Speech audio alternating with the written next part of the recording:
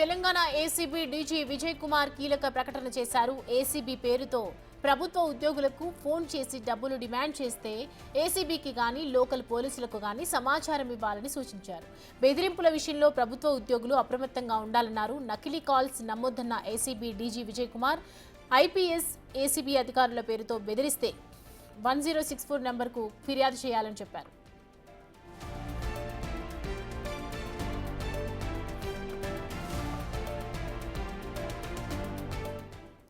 ఈ అంశానికి సంబంధించి పూర్తి డీటెయిల్స్ అందించడానికి మా ప్రతినిధి సురేష్ అందుబాటులో ఉన్నారు. సురేష్, చూస్తున్నాం ఏసీబీ చేసినటువంటి ప్రకటన ఉద్యోగులకు ఫోన్ చేసి డబ్బులు డిమాండ్ చేస్తే లోకల్ పోలీసులకు కానీ సమాచారం ఇవ్వని ఉన్నట్లుగా తెలుస్తోంది. సో ప్రెసెంట్ అక్కడ డీటెయిల్స్ ఏంటి, ఇన్ఫర్మేషన్?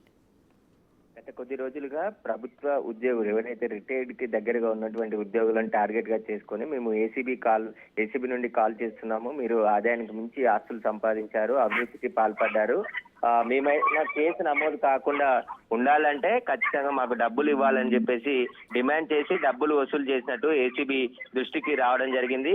ముఖ్యంగా ఎక్సైజ్ డిపార్ట్మెంట్ లో గత 15 రోజులుగా దాదాపు 10 నుంచి 20 మందికి ఒక వ్యక్తి కాల్ చేసి మీరు అవినీతికి పాల్పడ్డారు, దానికి సంబంధించిన డబ్బులు మీరు మాకు ఇస్తే మీ మీద ఎలాంటి కేసు లేకుండా చూస్తామని చెప్పేసి కూడా ఫోన్ చేసి బెదిరించి డబ్బులు తీసుకున్నట్టు ఏసీబీ అధికారుల దృష్టికి రావడంతో చాలా మందికి ఇదే విధంగా కాల్స్ వస్తుండడంతో ఏసీబీ దృష్టికి ఈ విషయం రావడం జరిగింది. వెంటనే ఏసీబీ డీజీ విజయ్ కుమార్ ఒక ప్రకటన విడుదల చేయడం జరిగింది. అలాంటి ఫేక్ కాల్స్ పట్ల అప్రమత్తంగా ఉండాలి. ఎవరికైనా ఏసీబీ నుంచి అలాంటి కాల్స్ వస్తే ఎవరైనా ఏసీబీ నుంచి ఫోన్ చేస్తున్నామని చెప్పేసి అలా బెదిరింపులకు పాల్పడితే వారిపై వెంటనే లోకల్ పోలీసులకు కానీ లేదంటే ఏసీబీ టోల్ ఫ్రీ నెంబర్ 1064 కి కాల్ చేసి తెలియజేయండి అని చెప్పేసి కూడా ఆయన ఈ రోజు ప్రకటన విడుదల చేయడం జరిగింది. గత కొద్ది రోజుల నుంచి ఈ కాల్స్ ఎక్కువయ్యాయని చెప్పేసి కూడా ప్రభుత్వ ఉద్యోగులు ఏసీబీ దృష్టికి తీసుకొని రావడంతోనే ఈ ప్రెస్ నోట్ రిలీజ్ చేసినట్టు తెలుస్తుంది. గతంలో కూడా ఒక తహసీల్దార్ కి ఏసీబీ అధికారులు అంటూ కాల్ చేసి అతని దగ్గర 4 లక్షల రూపాయలు కొట్టేసి ఆ తర్వాత తాను మోసపోయానని గ్రహించి ఆ తర్వాత సైబర్ క్రైమ్ పోలీసులకు ఫిర్యాదు చేయడం జరిగింది. ఇలాంటి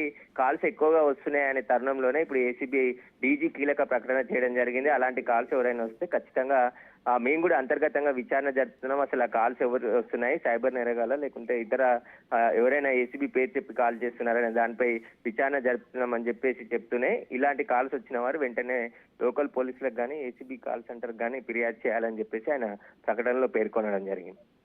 అయితే సురేష్, అంటే నార్మల్గా సామాన్య ప్రజలకు రావటం వేరు, ఇట్లా ప్రభుత్వ ఉద్యోగులకే ఇలా కాల్స్ వెళ్ళటం నిజంగా ఏ విధంగా చూడొచ్చు అంటారు? ప్రస్తుతం ఎవరైతే కాల్స్ చేస్తూ ఉన్నారో, బెదిరింపులు చేస్తూ ఉన్నారో వాళ్ళకి సంబంధించి ఇన్ఫర్మేషన్ ఏదైనా గ్యాదర్ చేయడం కానీ జరిగిందా?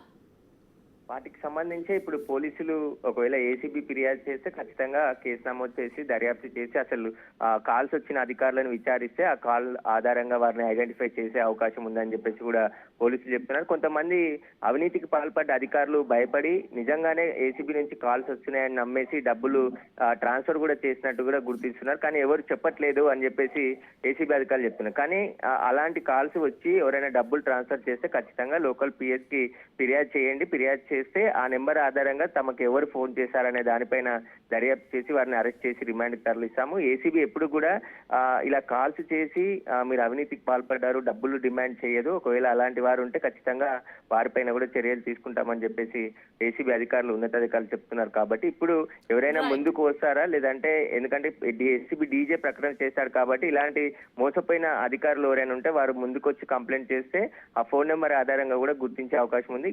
ఏసీబీ కూడా ఇంటర్నల్ గా విచారణ జరుపుతున్నామని చెప్పేసి కూడా చెప్పారు. Right Suresh, thanks for the updates.